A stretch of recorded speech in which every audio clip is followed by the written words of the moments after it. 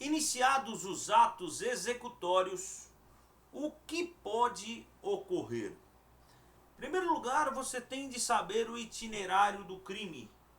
Cogitação, preparação, execução e consumação. Temos crime a partir da terceira fase, que é a fase executória. Agora, iniciados os atos executórios, o que pode ocorrer? 5 situações. A primeira situação: iniciado os atos executórios, na verdade 6. Iniciados os atos executórios, pode ocorrer a tentativa. Está no 14.2 do Código Penal. Disse o crime tentado quando iniciada a execução não se consuma por circunstâncias alheias à vontade do agente. O agente pensa: eu quero, mas não consigo. Eu quero, mas não consigo.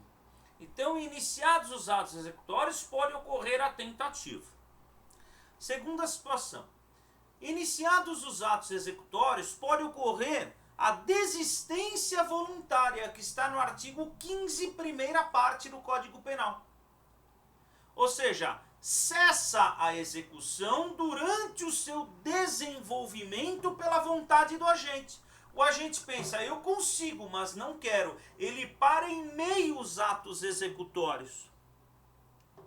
Ele para em meio os atos executórios, ok? Ele só vai responder pelos atos já praticados. Isso é ponte de ouro.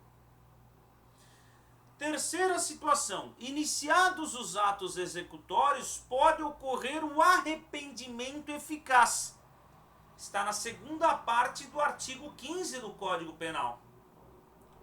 Arrependimento eficaz: cessada a execução, o resultado não é atingido por vontade do agente. Ele desfaz o que havia produzido, ou seja, ele tenta impedir o resultado. Ele esgota os atos executórios e tenta impedir o resultado. Sendo eficaz, ele só vai responder pelos atos já praticados. Quarta situação: iniciados os atos executórios, pode ocorrer o arrependimento posterior do artigo 16.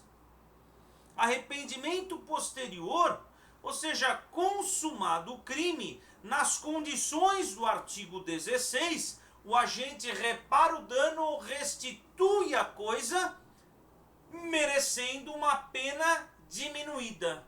Merecendo uma pena diminuída de 1 a 2/3. Outra situação. Quinta situação: iniciados os atos executórios, pode ocorrer o crime impossível. Pode ocorrer o crime impossível. Crime impossível do artigo 17 do Código Penal. Ou seja, por ineficácia absoluta do meio ou absoluta impropriedade do objeto, o resultado jamais pode ocorrer. Jamais pode ocorrer.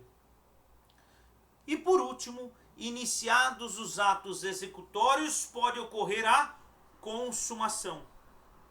O resultado é atingido e o bem jurídico protegido lesado.